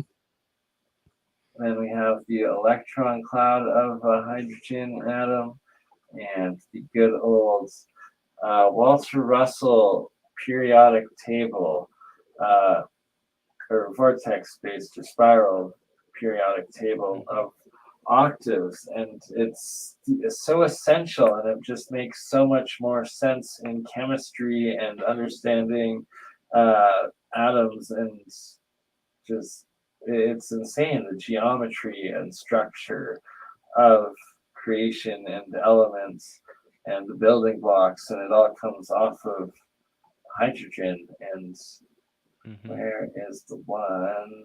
Oh no, it's this one, but oh, can we see it? Here we go.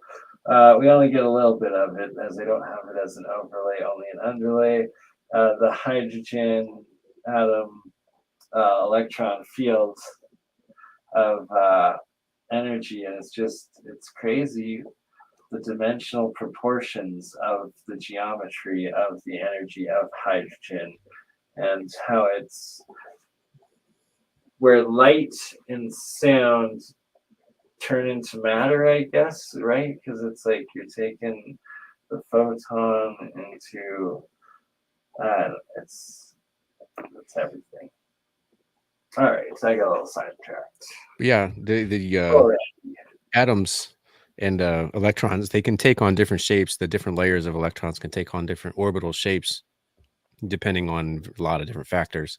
But one element like gold can have a lot of different shapes.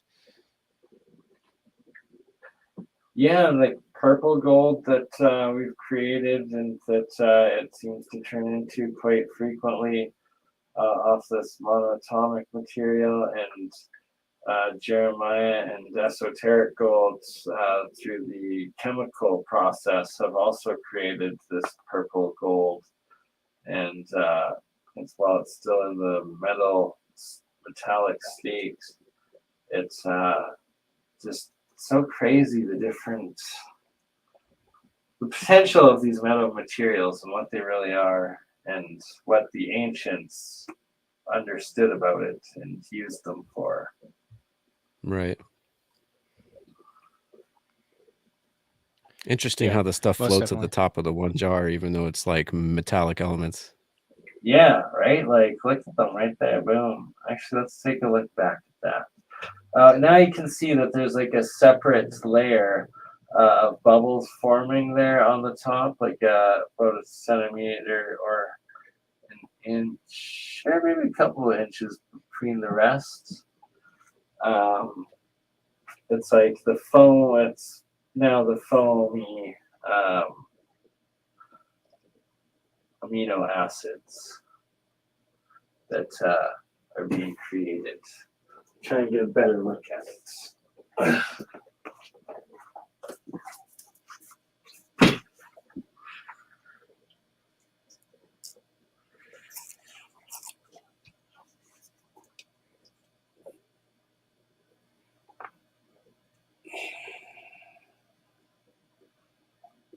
It's not focusing. Okay, so you've got a couple inches thick of a layer going there. Yeah, exactly. How would modern And- science explain that? Oh, I just think they doesn't could. want to focus.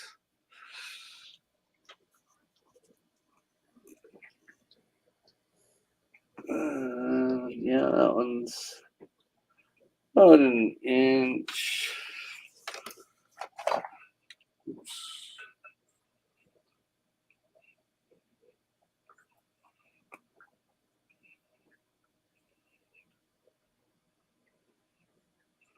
So that's the cathode side that it's bubbling up on the right hand side there.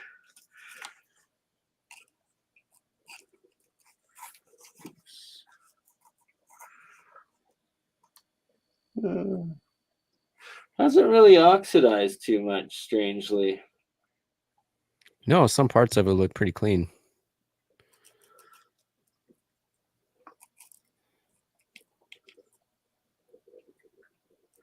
Yeah, so pretty much all that now is the foam from the top, and that's about the foam on that one from putting in the biological material. And then the monoatomics are in this area, and then this area is the exclusion zone that always forms at the very base. And you can see also an exclusion zone on this one right there too at the bottom a bit.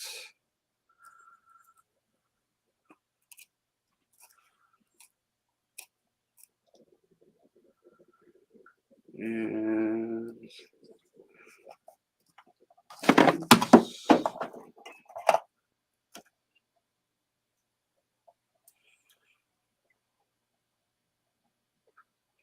like this one's producing a fair amount of hydrogen consistently.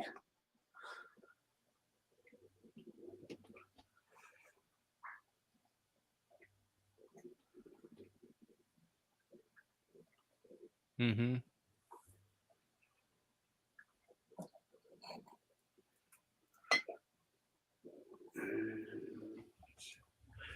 And there's the one that the material we had harvested earlier.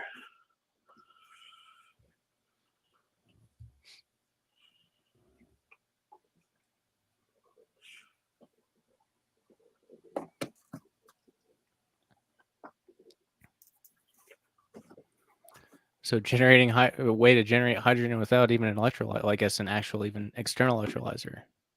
Just using, Yeah, I guess, like which just a little bit of salt water in the there. differential in the glass jar or differential in the salt water jar from the copper coils.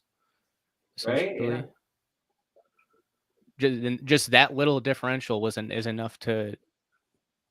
Wow. Yeah, this camera is not doing it justice. Let's see if the camera will.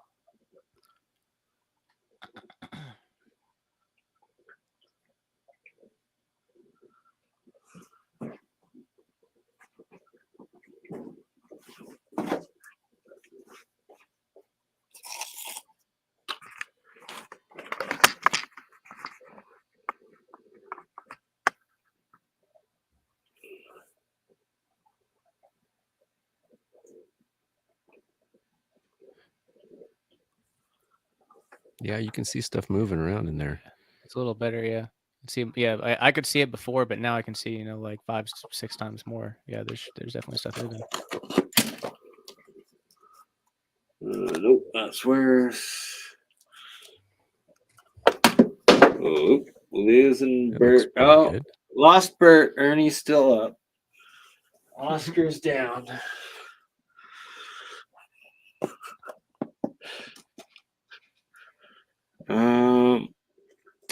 Let's see. Maybe this guy? No. Yeah, Maybe there you more.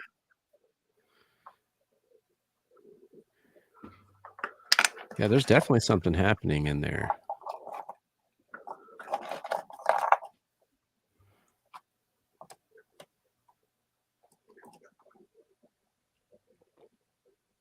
There we go. See a little better. Yeah, everything that's flying up is being taken up by the hydrogen. And the very coils, you can almost see the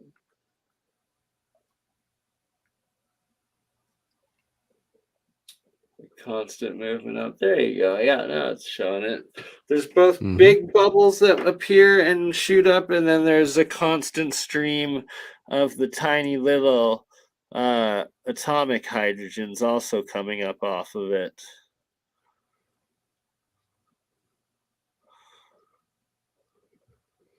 Is this with the 5-volt current?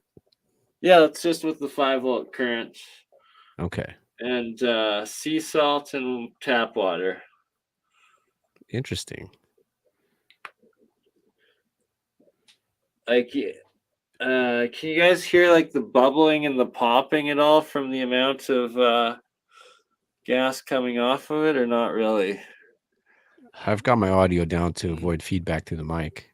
So no, Yeah. not really. I Yeah. don't think it's capturing it or doing it justice, but I'm sure you can hear. I can hear fermentation in my kefir happening, so I'm sure it's making some noise. Yeah, it may just not be able to be picked up by the mic. Thankfully, not picked up by the microphone or ever yeah, being no picked up. doubt, actually. Just a constant bubbling. Mm-hmm. Right, so it's like this is what I'm guessing most of is atomic hydrogen, and then the difference between it, H4, HHO, and what is known as Brown's gas, and the differences between them and what they can be used for. And going back to Walter Russell, one of his biggest achievements was transmutations in vacuum tubes with different noble gases, and that putting this sort of hydrogen gas into those reaction or tubes, Mm. I'm sure you'd get much better reactions and possibilities. Yeah.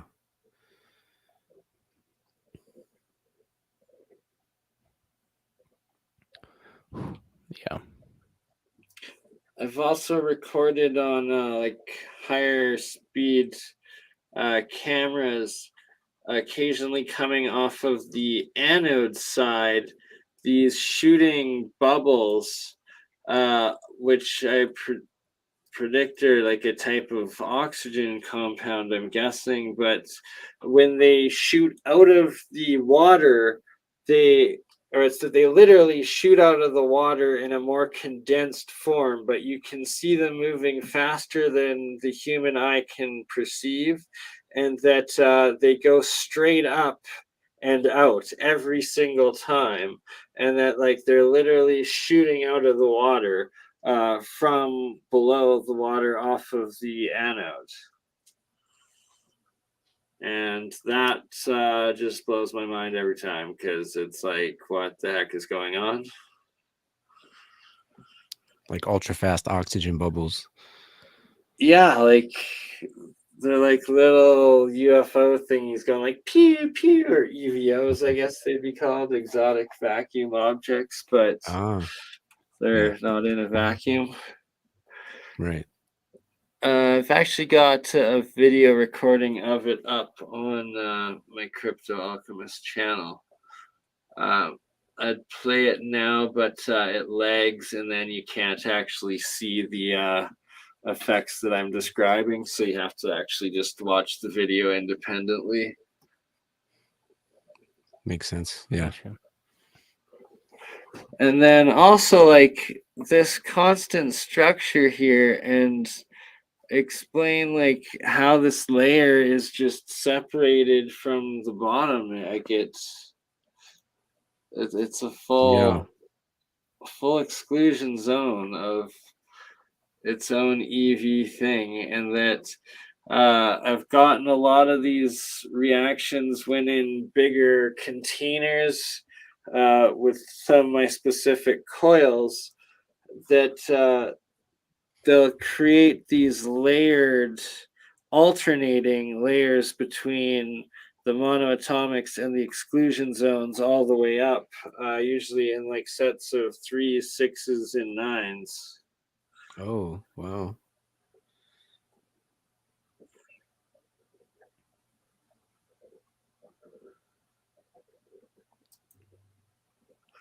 And yeah, another connection I want to try to do is eventually with these little coil guy units to create something that will power an LED light within like that size of like container sort of thing, I guess, of the coils.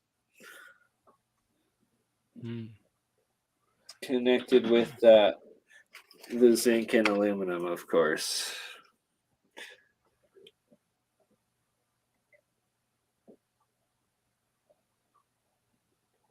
Yeah, it's funny. Scaling up is kind of scaling down. when you're trying to scale up, I guess, when you're scaling up, it's scaling down to sizes like that or smaller crystal power cells or something. It's funny, but just something that comes to mind. When you scale up, you scale down. Exactly. The fractal nature of the micro to macro.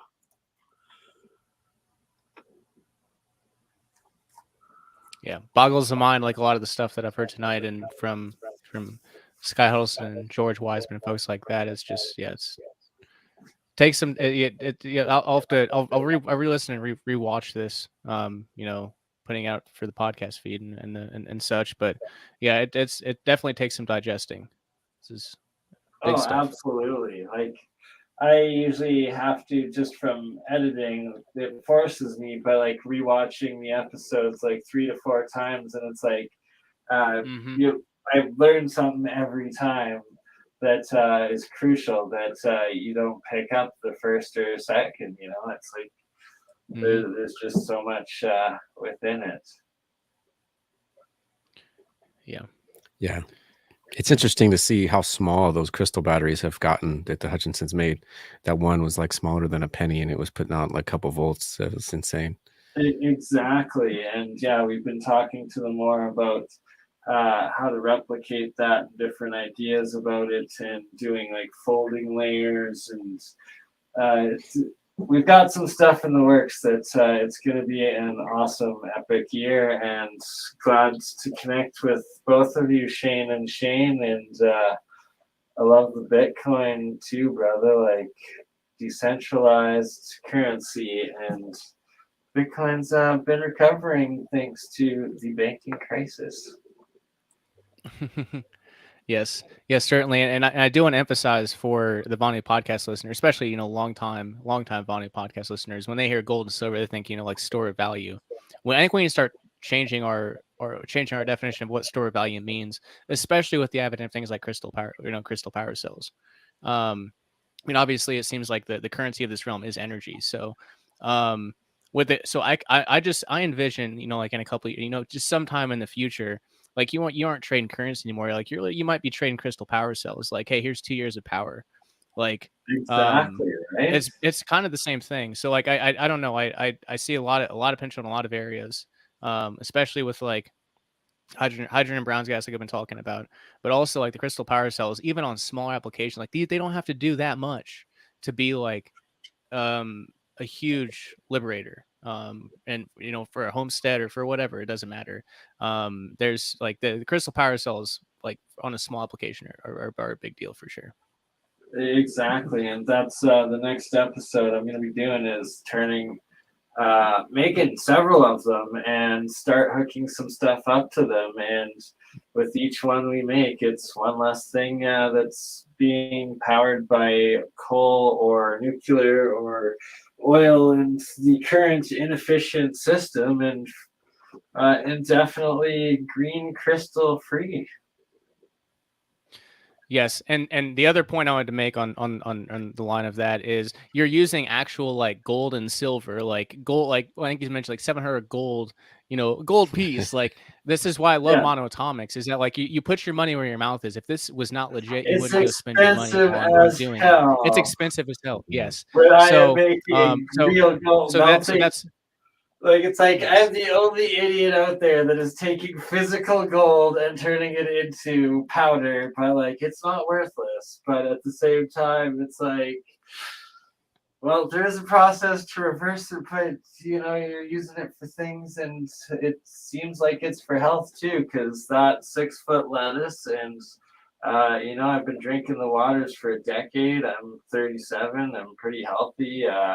Never got no jab, was exposed to the virus like over 50 times, never caught it once. Like it's seems to be working. So we're gonna do extensive tests with it over this year, and agriculture, and also to test the diatomic waters on plants and see if it affects them negatively or positively. But regardless, don't even touch this material. So this stuff is so dangerous the blue oxidized because it's on a nano scale that you just absorb, touching it with your fingers, it will absorb in, Goes right and you under will the skin. instantly Yeah. start accumulating this heavy toxic metal poisoning. That is why the stuff is so dangerous, and why it has to be taken with full respect, understanding, and only professional lab usage, or like safety equipment when you're using it and never consuming the oxidized toxic byproducts. Certainly. So, yeah, I guess we've been going for quite a long time on the podcast end, and I 2 want hours to now. emphasize. Yeah, I want to emphasize for our audience, big into Bitcoin and Monero. If you want to send BurnEye a Bitcoin or Monero donation to help him do these experiments, it's expensive. Like, you're using gold and silver. That's why, like, if you're putting your money where your mouth is, and I appreciate that as anyone would. So, yeah, like this is huge for all sorts of areas, whether wellness, energy, whatever it is. It's definitely super important, all of these things. So. I guess I'm sure we could keep going for a couple hours. I'll but, give one last testimony that I have actually consumed a couple grams of the physical monoatomic gold itself, and that I was awake for like 2.5 days. I didn't need to eat. I was getting memories of like when I was a toddler and like a child and all sorts of stuff coming back to me. And then after that, I fell asleep. I slept for a day, and then I had caught a common cold for like flu or something, like a sore throat and a cough, like a day or two, and then was like back to normal. But it was like it gives you this crazy rush connection, and then, well, if you keep feeding it, then it's only going to grow and grow, and the properties are going to become better and better. But it's like, oh no, then you cut it off, so it crashed your whole immune system and everything. Oh man, like that. And right, and it's like it's the only time I have gotten sick in like the last 10 years was like after that. The next couple days crashing and whatnot, and it was quite interesting. Yeah. Well, Bernie, we'll have to we'll have to get you back on the podcast again to talk more about electroculture, because I want to go, like, we wouldn't give that the respect that it needs. 100%. It needs a whole short little segment. And we're doing an electroculture series, and the coil series. So we will definitely have Shane and Shane back for all of them, and have to do an episode with you guys and Mike from Faraday Research and all of his Adams motor, Don Smith stuff, Gerald, who's been in the chat, as well as Daniel Foster and his coils, and especially Jeremiah as well.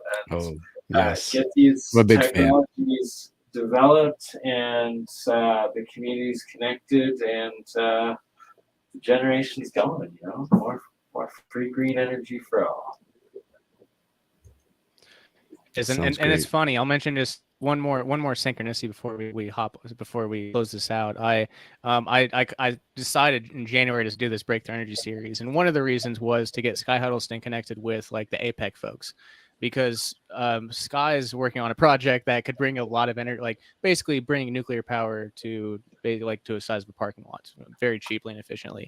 So like for anti-gravitic experiments, that's important. So I was like, it'd be good to connect them. Well, sure enough, when I reached out to Jeremiah, they'd already connected like a week before. So like that already been done, and now we're rolling. So I don't know. It's good. There's so much happening, like as I know you're well aware of. But I'm saying there's so many connections. And to bring in another one, Dutch Sense. I came across him in 2014, and I started my first radio show in 2015 on the Freedom Phalanx Radio Network. Dutch Sense was a host on there back in those days. So like I've been following him, and I never expected him to pop up in this area, but there he is. So it's like everything's coming full circle. It seems like I don't know. It's at least my perspective. I couldn't agree more. And shout out to Dutch Sense. We're going to be doing another one soon. And like absolutely epic genius. Can't wait to connect him, Jeremiah, and Jeremy Reese together. And tomorrow, myself, Jeremy Reese, and Andreas Sertis with Walter Bosley, and we're going to be going deep into the UAP phenomena, technology, and all the rest of it. So on that note, it was awesome, Shane and Shane. It would be a shame if I didn't share your webs or your YouTube channel one last time. So it is Liberty Under Attack. Where the heck is the screen? Here we go. There it is. Liberty Under Attack. And in the live chat, make sure to go over and subscribe right here. Kaboom. Love you all. We will see you tomorrow on the next one.